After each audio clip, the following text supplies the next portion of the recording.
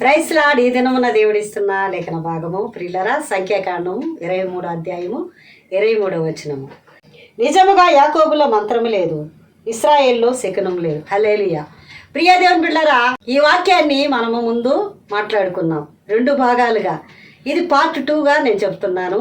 నిజముగా యాకోబులో మంత్రం లేదు, ఇశ్రాయేల్లో శకునం లేదు. ప్రియ దేవుని బిడ్డలారా, నా యొక్క సేవలో జరిగిన కొన్ని అద్భుతాలను మీతో నేను పంచుకోవాలనుకుంటున్నాను. ఇది నమ్మశక్యం కాదు, వినడానికి కూడా చాలా ఆశ్చర్యంగా ఉంటుంది. నిజంగా ఇలాగ కూడా జరుగుతాయా అని కూడా మీరు అనుకోవచ్చు. కానీ ఇది నిజంగా జరిగిన సంఘటన. బైబిల్ గ్రంథాన్ని చేతపట్టుకొని నిజమే చెప్పుచున్నాను. నా సేవలో దేవుడు చేసిన గొప్ప కార్యాలు చాలా ఉన్నాయి ప్రియ దేవుని బిడ్డలారా. అందులో పరిశుద్ధాత్మ దేవుడు నాతో ప్రేరేపించారు. ప్రియ దేవుని బిడ్డలారా, కొన్ని సంవత్సరాల క్రిందట తమిళనాడులో ఒక అయ్యగారు ఉండేవారు. ఆయనకు ఒక 60 సంవత్సరాలు ఉంటాయి. అయితే వాళ్ళు తమిళియన్స్ ప్రియులరా, ఎమిమా అనే వాళ్ళ కుమార్తె. ఒకసారి నన్ను వాళ్ళ గృహానికి ఆహ్వానించారు. సుమారుగా ఇది జరిగి ఒక 7-8 సంవత్సరాలు, 7 కాదు 10 సంవత్సరాలు అట్లా ఉండొచ్చు. అప్పుడు నేను ఇంకా చిన్నమ్మాయిగా ఉన్నాను. కానీ దేవుడు అధికారం అనుగ్రహించి నిజముగా యాకోబులో మంత్రం లేదు, ఇశ్రాయేల్లో శకునం లేదని శత్రువుల ఎదుట సాతాను యొక్క ఆ యొక్క డెవిల్ స్పిరిట్ మీద మనకు అధికారం ఇచ్చి ఉన్నాడు. కాబట్టి ఏ స్పిరిట్ కూడా దేవుని బిడ్డల్ని తగలదు అనేదానికి నా యొక్క సాక్ష్యాన్ని మీతో నేను పంచుకుంటున్నాను. అయితే వాళ్ళ తండ్రి దగ్గరికి వెళ్ళి, ఆ సిస్టర్ మీరు వచ్చి ప్రార్థన చేయాలి అని పిలిచారు. సరే, సాధారణమైన ప్రార్థనే కదా అని చెప్పి నేను ఒక 4-5 మంది యవ్వన బిడ్డలు తీసుకొని, నా చెల్లెల్ని తీసుకొని మేము అక్కడికి వెళ్ళాం. ప్రియులారా, వెళ్ళినప్పుడు నాన్నగారు ఏరియా అని అడిగాను. అడిగితే ఒక రూమ్లో ఉన్నారు అని చెప్పారు. సరే అని చెప్పి ఏది చూపించు అన్నాను. చూపించనగానే ఒక దగ్గర మూలన దుప్పటి కప్పుకొని ఎవరో ఉన్నారు. అయితే నేను వెళ్ళి దుప్పటి ఇలా తీశాను. ప్రియులరా, భయంకరమైన రూపంతో ఆ వ్యక్తి అక్కడ ఉన్నాడు. హల్లెలూయా. చాలాగానే చూడగానే ఒకలాగా అయిపోయింది. ఎవరంటే మా నాన్నగారు అని చెప్పారు. ఆయన రూపం ఎలా ఉందంటే ప్రియులరా, ఒక పాములాగా ఉన్నాడు. హల్లెలూయా. జుట్టు లేదు, తలలో వెంట్రుకలు అన్నీ ఊడిపోయాయి, కనుబొమ్మతలన్నీ ఊడిపోయాయి, మీసాలన్నీ లేవు, శరీరం అంతా పొలుసులాగా నల్లగా అయిపోయి అట్లే పెచ్చులుగా సర్పంలాగా నోట్లో ఉండే పళ్ళన్నీ రాలిపోయి ప్రియులరా, నోరు మొత్తము ఒక పింక్ కలర్లో ఉంది. చూడగానే ఒక భయంకరమైన ఒక రూపంతో అతను ఉన్నాడు. అయితే ఇలా తీగానే అతని శరీరంలో నుండి చాలా పాము తోలు ఎలాగంటుందో అలా పొట్టు రాలిపోతూ ఉంది. చూడగానే భయంగా ఉంది. నాతో ఉన్న 5 మంది పిల్లలు ఏం చేశారంటే, సోఫా మీద ఒక ఇద్దరు, మంచం మీద ఒక ఇద్దరు, దివానా మీద ఒక ఇద్దరు పైకెక్కి కూర్చునేసారు భయపడి. ఏమంటున్నారంటే ప్రియులారా, అయ్యయ్యో ఇలాంటి ఒక స్థలానికి మమ్మల్ని ఎందుకు తీసుకొచ్చారు, సిస్టర్ వెళ్ళిపోదాం రండి. వద్దు సిస్టర్ అంటున్నారు. నేను అన్నాను, యాకోబుకి విరోధమైన మంత్రం లేదు, ఇశ్రాయేల్కి విరోధమైన శకునం లేదు. ఆయనకి విరోధంగా మాంత్రిక శక్తులు చేసి ఏదో ఒక సర్పంలాగా అవ్వాలని చెప్పి ఆయనకి చేస్తున్నారు.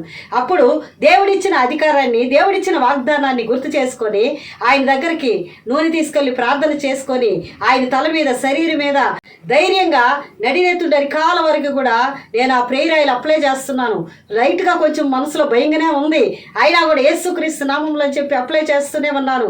చేసి ప్రార్థన చేస్తున్నాను. ప్రియులరా, సుమారు 1 గంట అయింది, 2 గంటలైంది. ఉపవాసంతో ఉన్నాము.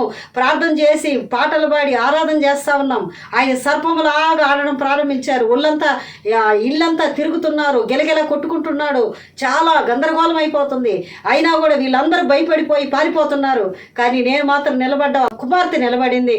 చేస్తున్నాం. ఆయన అలా చేసి అలా చేసి ఒక పుట్టలేకి పాము ఎలా వెళ్తుందో అలా జరుక్కుంటూ ఒక ప్లేస్కి వెళ్ళి డమాన్ పడిపోయాడు ప్రియులారా. హల్లెలూయా. నిజంగా యాకోబుకి విరోధమైన మంత్రం లేదు, ఇశ్రాయేలుకి విరోధమైన శకునము లేదని ఆ యొక్క కుటుంబము దేవుని రక్షించబడ్డని వారు ఎందు నిమిత్తం ఆ స్పిరిట్ వాళ్ళకి వచ్చిందో తెలియదు. వాళ్ళ మీద అసూయ కలిగి వాళ్ళను బాగుపడకూడదని చూసి మరి ఆ యొక్క వ్యక్తిని, ఆ కుటుంబంలో సంపాదించే యజమానుణ్ణి ఎలాగైనా అతన్ని ఇలా చెయ్యాలని చెప్పి వాళ్ళు చేతబడి చేసి పంపించారు. యేసయ్య ఈ దీనురాల్ని పెట్టుకొని చిన్న పాపనప్పుడు అయినా కూడా నా ద్వారా యేసయ్య గొప్ప కార్యం చేసి ఉన్నారు. ప్రార్థన చేసిన తర్వాత మేము ఇంకా వెళ్ళిపోయాం ప్రియులారా. ఒకరోజు సడన్గా ఆయన వచ్చి, మరి మా దగ్గరకు ఒక ఆయన వచ్చి నిలబడ్డాడు. చూస్తే ఎవరని చూస్తున్నాను. తల నిండా వెంట్రుకలు, హల్లెలూయా, తల నిండా వెంట్రుకలు, మంచిగా ఉన్నాడు. అవునా, వచ్చి మగలే అంటే కుమార్తె అన్నాడు. ఎవరు అని అడిగింది.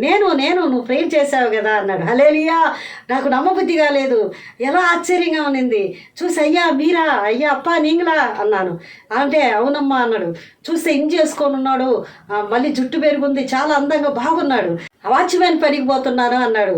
అప్పుడు మా ఇంట్లో బిర్యానీ చేస్తునింది. అయ్యా ఏదైనా తింటారా, సావిడి వింగ్లా అంటే సరే మగలే అనిండు. సరే అమ్మా అంటే అయ్యో బిర్యానీ ఉంది ఏం చేయాలని చెప్పి, ఏమన్నా పెరుగు తెస్తానయ్యా మీరు తినలేరు కదంటే, అయ్యో రామ్మా చాలా ఘాటుగా ఉంటుంది అంటే తమిళ వాళ్ళు అంత కారంగా తినరు కదా, అయ్యా మేము తెలుగు వాళ్ళం కాబట్టి కారంగా చేసుకుంటామంటే తీసుకురా మగలే అనిండు. తీసుకొచ్చేస్తే కారంగా ఆయన అన్నమే తినడంట, ఫుడ్డే తినడు, ఒట్టి వాటరు పాలు మజ్జిగ తప్ప ఇంకే ఏ లిక్విడ్ తప్ప ఆయన ఆహారం తీసుకోవాలా. మా ముందు ఆశ్చర్యంగా బిర్యానీ తినిండు. వాచ్మెన్ పనికి వెళ్ళిండు. చాలా యాక్టివ్గా అందంగా ఆశీర్వాదంగా మారిండు. హల్లెలూయా, ఎంత గొప్ప దేవుడు ప్రియులారా. నేను కూడా ఈ చేతబడి శక్తుల ద్వారా చాలా పీడించబడ్డాను, చాలా కృంగిపోయాను, చాలా ఇబ్బంది పడ్డాను ప్రియులారా. 2005వ సంవత్సరంలో దేవుడు కొన్ని దర్శనాలు ఇచ్చి ఈ చేతబడి శక్తుల మీద, మాంత్రిక శక్తుల మీద, పోరాటాల మీద, దెయ్యాల మీద నీకు నేను అధికారం ఇస్తున్నానని చెప్పి నాకు వాగ్దానం ఇచ్చాడు. అది నెరవేర్చాడు. హల్లెలూయా ప్రియులారా. ఈ 2025వ సంవత్సరము 29వ తేదీ బుధవారం రోజు అమావాస్య వచ్చింది. ఆ అమావాస్య రోజు మా యొక్క చర్చిలో పక్కన ఒక అమ్మాయి సడన్గా తమిళ అమ్మాయి వచ్చి ప్రేయర్లో కూర్చునింది. ఆ అమ్మాయి బాగా డ్యాన్స్ ఆడి బాగా ఆడుతుంది. ఏందని చెప్పి వెళ్ళి ప్రేయర్ చేసి, కానీ 13 సంవత్సరాలు అయిపోయింది. ఒక అమ్మాయి రైలు కింద పడి చనిపోయిందంట. ఈ అమ్మాయి ఒంట్లోకి వచ్చేసిందంట. వచ్చి 13 సంవత్సరాలు అయిందంట ఆ అమ్మాయి వచ్చి చనిపోయిన అమ్మాయి. అయితే వెంటనే వచ్చి మాట్లాడి, నేను ఆ ఇంటిని ఫ్యామిలీ భార్యాభర్తలను విడదీసేసాను, నేను ఆ ఫ్యామిలీలో ఉన్నాను, నేను ఇంకా వెళ్ళిపోతాను, ఏసై దగ్గరనే ఉండలేని చెప్పి ఏసయ్య ఈ 2025వ సంవత్సరము 29వ తేదీ బుధవారం రోజు గొప్ప అద్భుతం చర్చిలో చేశారు. ఆ దెయ్యం వెళ్ళిపోయింది. ఆ అమ్మాయి ఈరోజు ఆరోగ్యంగా ఆశీర్వాదంగా ఉంది, వచ్చి సాక్ష్యం చెప్పింది. ఈ వాక్యం వింటున్న ప్రియ దేవుని బిడ్డలారా, పార్ట్ 2గా నీకు చెప్తున్నాను. యాకోబుకి విరోధమైన మంత్రం లేదు, నీకు విరోధంగా శకునం లేదు. ఏ దెయ్యాలైనా చేతబడులని ఏదైనా సరే విశ్వాసంతో ప్రార్థన చేస్తే నీకు తప్పకుండా గొప్ప కార్యం దేవుడు చేస్తాడు. ఈ వాక్యాన్ని విశ్వాసించు. యేసయ్య నీ జీవితంలో ఉండే డెవిల్ స్పిరిట్ని తొలగిస్తాడు. ఆమేన్, ఆమేన్.